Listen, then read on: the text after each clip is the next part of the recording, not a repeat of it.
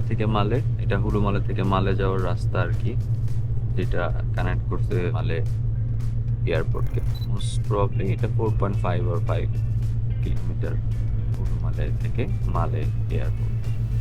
পুরাটাই সমুদ্রের পার ঘেঁষে। আর সেই সমুদ্র আমরা কালকে রাত্রে এসে পৌঁছাইছি রাতে 8টার দিকে। তখন আমরা আসলে কিছুই দেখতে পারিনি, তো এখন দেখতেছি।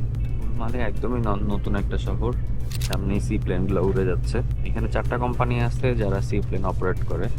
সি প্লেনগুলোই মেইনলি টুরিস্টদের নিয়ে যায় একটা দ্বীপ থেকে অন্য দ্বীপে। সামনে যে ছোট্ট সিটিটা দেখতে পাচ্ছেন সেটা হচ্ছে মালে, আর যে ব্রিজটা দেখতে পাচ্ছেন সেটা হচ্ছে চায়না ফ্রেন্ডশিপ ব্রিজ, যেটা কানেক্ট করছে মালে অ্যান্ড রুমালেকে। এয়ারপোর্টে আসার পরে ভিলা নটিকা প্যারাডাইজ আইল্যান্ড, ওদের E10 নাম্বার কাউন্টার আসলাম, জিজ্ঞাসা করলাম রিজার্ভেশন ব্যাপারে। রিজার্ভেশন ছিল, ওরা এখন কিছু একটা করতেছে হয়তো বা স্পিড বোর্ডের উপরে। ওকে, বললো যে 20 মিনিটের মধ্যে স্পিড বোর্ড রেডি হয়ে যাবে। সিটিং এরিয়াতে ওয়েট করতে বললো। সিটিং এরিয়া থেকে ওরা আমাদের নিয়ে যাবে স্পিড বোর্ডের কাছে। অ্যান্ড এখানে এসে ওরা সার্চ করবে, যদি আমরা না থাকি তো আমাদের রেখেই চলে যাবে। আর যদি মানে মেইন কথা হচ্ছে যে আমাদের এখানে থাকতে হবে। আশেপাশে প্রচুর কফি শপ আছে, কস্তা কফি আছে। স্পিড বোর্ডে করে আমরা যাচ্ছি প্যারাডাইজ আইল্যান্ডের দিকে। সমুদ্রের মধ্যে প্রচুর বাম্পিং হচ্ছে।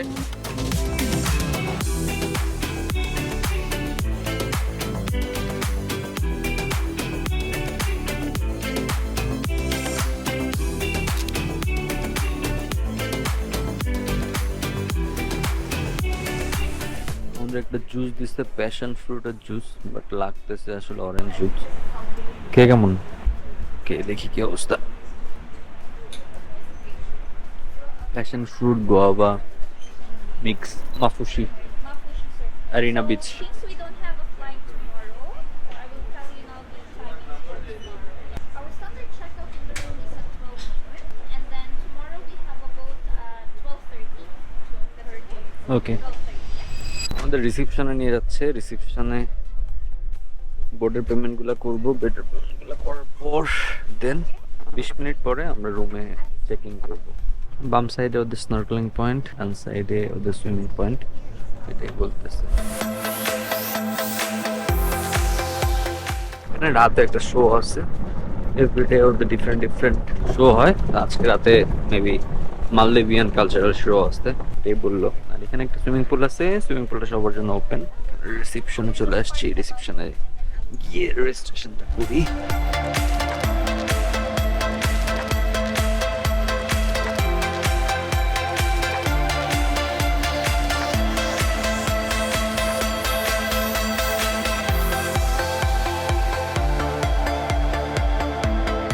On the right, those are the water villas. Okay, If you would like to go for a walk or for a photo shoot, you may go that side. And Okay. then at the end, we also have a Hook Restaurant. That's the a la carte specialty seafood restaurant. So if you would like to watch a sunrise, you may go that side. That's one of the best points.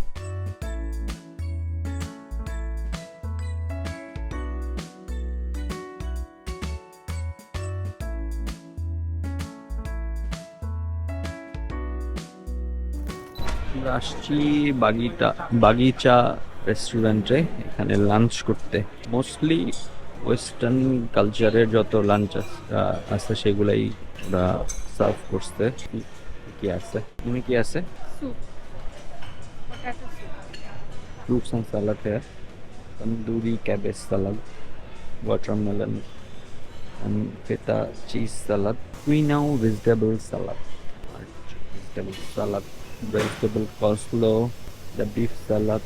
এখানে fresh lemon juice আছে, tea, coffee, coffee পার্টিগুলা কফির জন্য, carrot, barbecue chicken, duck, battered vegetable, tomato, different type of sauce, cabbage, different vegetables are here.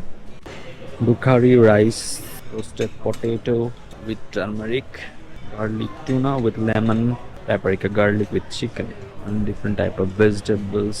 And you can make your own salad from here.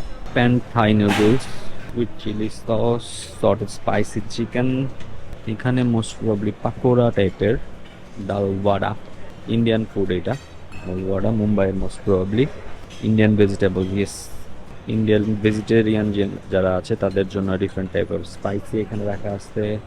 একটা পাঁপড়, ডাল fry, ডাল বাংলাদেশি ডাল বস্তল, পনির মশলা, 2টা পর্যন্ত টাইম, আলু পালাং and চাপড়ি, চাপাতি এটা বলে ইন্ডিয়াতে। জুস স্টেশন, জুস নেওয়া যাবে। আর এখানে ডেজার্ট স্টেশন, কাস্টার্ড আছে, বিভিন্ন টাইপের কেক আছে, জিঞ্জার হালুয়া আছে, ব্লুবেরি কোটা আছে। দুপুরে এতগুলো খাবারের আইটেম সব হয়তো নেওয়া হয়নি, তার মধ্যেও বেশ কিছু আইটেম আমরা নিচ্ছি। সবগুলো একটু একটু করে টেস্ট করে দেখবো চিন্তা করতেছি। বেশিরভাগেরই আসলে সত্যি বলতে নাম জানি না। ইন্ডিয়ান খাবারগুলো বাদে ওরা আসলে বিভিন্ন দেশের বিভিন্ন রকম খাবার রাখছে, মোস্টলি ওয়েস্টার্ন। দেখি কেমন লাগে আসলে। আমরা এখন কাটছি। ফার্স্টে খেলাম পটেটো স্যুপ, স্যুপটা খুব ভালো ছিল। দেন কাবুলি পোলাও খেলাম, ভেরি নাইস। এরপরে খেলাম হচ্ছে গিয়ে এটা lemon tuna, very good, very খুবই ভালো, দেখ খুবই ভালো। এটা লাজানিয়া টাইপের কিছু একটা, ভেজিটেবল লাজানিয়া। ভেজিটেবল লাজা। আসলে তাড়াহুড়া করছি কারণ আমরা একটু লেট করে আসছি, লাঞ্চ টাইম 2টা পর্যন্ত। একটা খাবার এত ভালো, এখন আফসোস করতেছে আসলে যে কেন আমরা দেরি করে আসছি। খুবই ভালো প্রত্যেকটা খাবার, each and every food is tasty. কারণ আমরা বাংলাদেশে, আমরা মুসলিম, আমাদের টেনশন থাকে হালাল হারাম নিয়ে। মালদ্বীপ ফুললি একটা মুসলিম কান্ট্রি, হালাল আর হারাম নিয়ে টেনশন করার কোনো ইস্যু নেই, জাস্ট খাবেন আর খাবেন।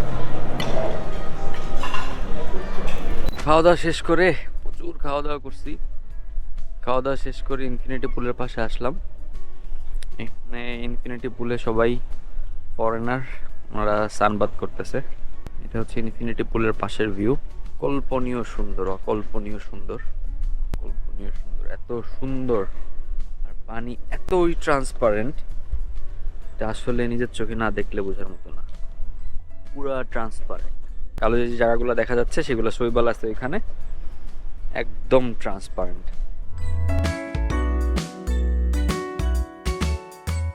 আমাদের room number 174, beach villa with pool. এটা একটা ছোট্ট গলি, দুটো রুমের মাঝখানে 174 আর 173। অ্যান্ড ওটার সামনে সুন্দর একটা হুইল আছে। This is the room. এখানে একটা স্পেস, আলমারি আছে, আলমারিতে একটা লকার আছে, which is very important. একটা ব্যাগ দিছে, একটা বোতল দিছে এখানে। এখানে বাইরে পড়ার জন্য স্লিপার, ভেতরে পড়ার জন্য স্লিপার। পাশে প্রচুর পরিমাণ হ্যাঙ্গার জামা কাপড় রাখার জন্য। এখানে ব্যাগ রাখার জন্য একটা জায়গা। এখানে আমার গোপ্রোটার চার্জ শেষ, এর জন্য গোপ্রো দিয়ে ভিডিও করতে পারতেছি না। এখানে ওয়ার্ক স্টেশন একটা, স্টেশনটা সুন্দর করে সাজানো। আবার এখানে একটা স্টারফিশ। কমপ্লিমেন্টারি কিছু জিনিস আছে, পানি কমপ্লিমেন্টারি, টি কফি এগুলো কমপ্লিমেন্টারি। উপরে চিপস আছে অ্যান্ড কিছু ড্রিঙ্কস আছে, সেগুলো অবশ্যই পেমেন্ট করে খেতে হবে। Then just go for the room. এটা হচ্ছে আমাদের রুম। একটা বেড, বেডের পাশে একটা সোফা আছে। সোফাটা বেশ বড়, ইচ্ছা করলে সোফায় একজন ঘুমানো যাবে। সোফার উপর টাওয়াল দেওয়া আছে সাফিসিয়েন্ট অ্যামাউন্টে। অ্যান্ড বেশ বড় রুমটা, বেশ বড়। এই সাইডে টিভি। অ্যান্ড রুমের সব থেকে amazing thing, this view, pool and the sea. বলার বাইরে আমাদের আসলে শুধু বিচ ভিলা ছিল, সো যেহেতু এক রাতের জন্য ওরা আমাদের গিফট করছে। And this is the C.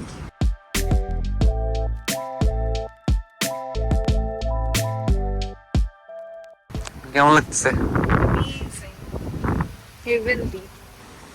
এখানে সুইমিং এর পরে শাওয়ার করার একটা ব্যবস্থা রাখছে ওরা।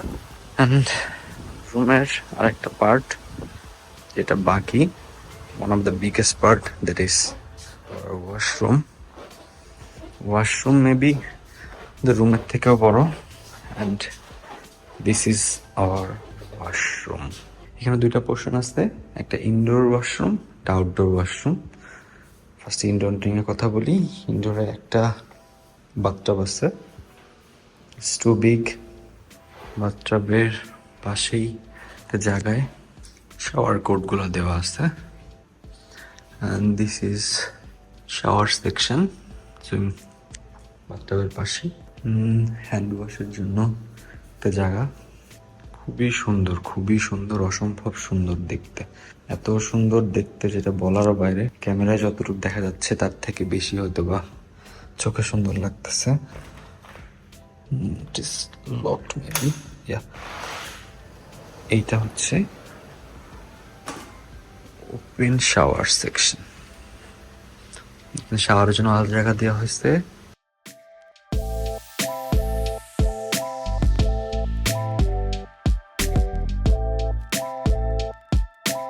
খুবই সুন্দর, অসম্ভব সুন্দর, চিন্তারও বাইরে। আসলে মানুষ কেন মালদ্বীপে আসে আর কেনই বা প্যারাডাইস আইল্যান্ডে থাকে সেটা আসলে আজকে না আসলে বুঝতে পারতাম না। খুবই সুন্দর, অসম্ভব সুন্দর লাগছে। মনে হচ্ছে লাইফের একটা অনেক বড় অ্যাচিভমেন্ট এখানে চলে আসা। সবসময় দেখেছি যে মানুষ মালদ্বীপে আসে, মানুষের ছবি দেখি, মানুষের ভিডিও দেখি, আজকে অ্যাকচুয়ালি বুঝলাম যে কেন তারা মালদ্বীপে আসে and কেন তারা এত এক্সাইটেড থাকে and এত ছবি দেয়। So that's all for room tour. আমরা ফ্রেশ হবো, ফ্রেশ ট্রেশ হয়ে কালকে থেকে সেম ড্রেস পরে আছি, ড্রেস চেঞ্জ করে then will go for the full resort tour.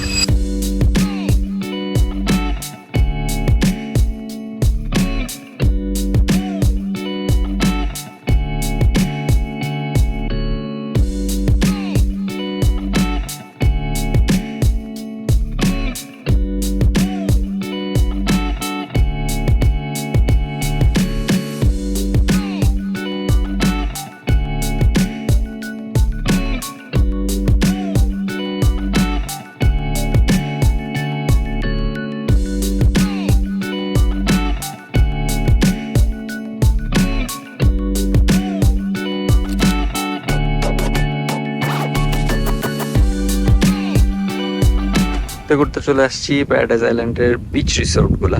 এগুলো অ্যাকচুয়ালি আমাদের বুকিং ছিল, বাট পরবর্তীতে আমাদের আপগ্রেড করে দেওয়া হয়েছে।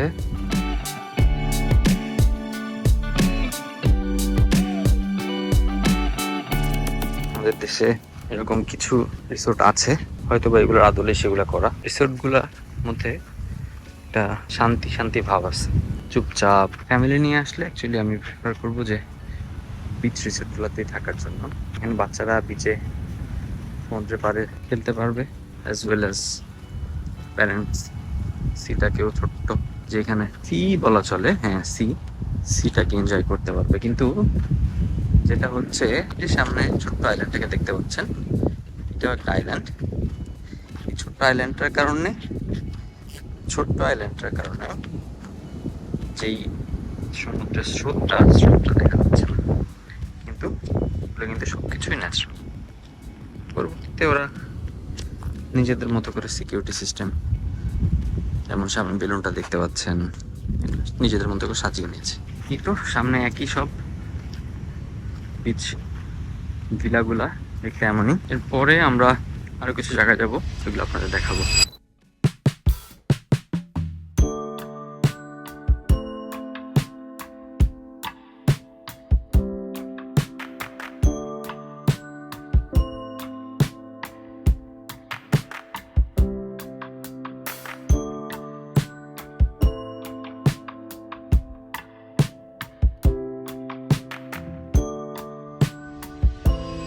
এদেশে বিখ্যাত জেটি, যেখানে সবাই ইউনিভার্সাল ভাবে ছবি দেয়। সবাই এখানে অ্যাকচুয়ালি ড্রোন শট দেয়, বাট আমার কাছে ড্রোন নাই, তো আমি ড্রোন শট দেখাতে পারতেছি না।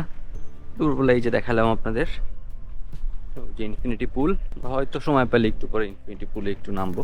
আমরা একটু প্রাইজের ব্যাপারে কথা বলি। প্রাইস কি হলো, আমরা একটা এজেন্সির মাধ্যমে আসছি, যেহেতু এজেন্সি আমাদের স্পন্সর করে নাই, তো সেই ক্ষেত্রে এজেন্সির নাম আর আমরা নিলাম না।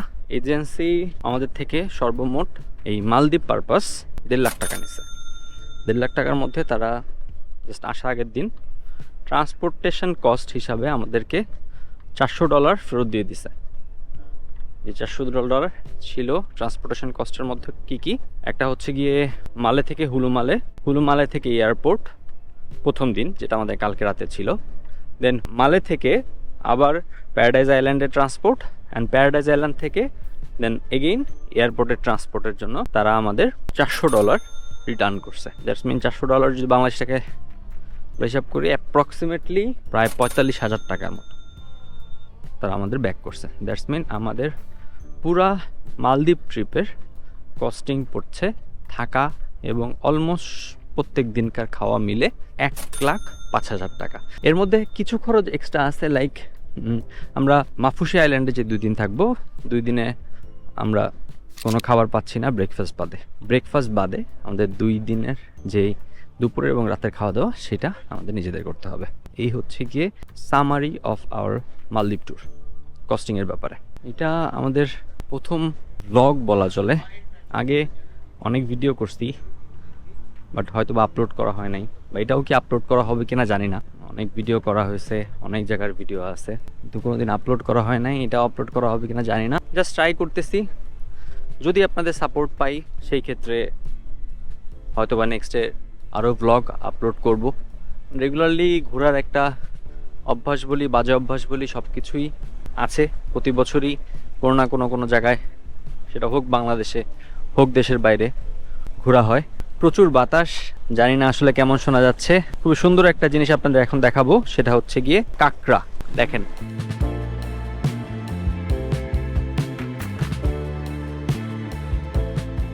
প্যারাডাইজ আইল্যান্ডের জেটির পাশেই রেস্টুরেন্টের মতো আছে। রেস্টুরেন্টের নাম ইটালিয়ানো রেস্টুরেন্ট। ওইটা থেকে ভিউটা এরকম, এটা থেকেই প্যারাডাইজ আইল্যান্ডের সব থেকে ভালো সানসেট দেখা যায়। আর একটা জায়গার থেকে ভালো সানসেট দেখা যায়, সেটা হচ্ছে ইনফিনিটি পুল। মোস্ট প্রবাবলি আমরা নামতেও পারি, নাও পারি। আসলে ইচ্ছা করতেছে না আজকে আর পুলে ভিজতে, যেহেতু রুমের সাথে পুল আছে, তো ওইখানেই ভেজা যাবে। সুন্দর একটা বিকাল কাটাচ্ছি আমরা। সামনে অপার সমুদ্র, নীল জলরাশি, আকাশ ভরা মেঘ। জানি না জীবনে এরকম সন্ধ্যা আর আসবে কিনা, কিন্তু আসলে ওই জিনিসটা খুব অমায়িক।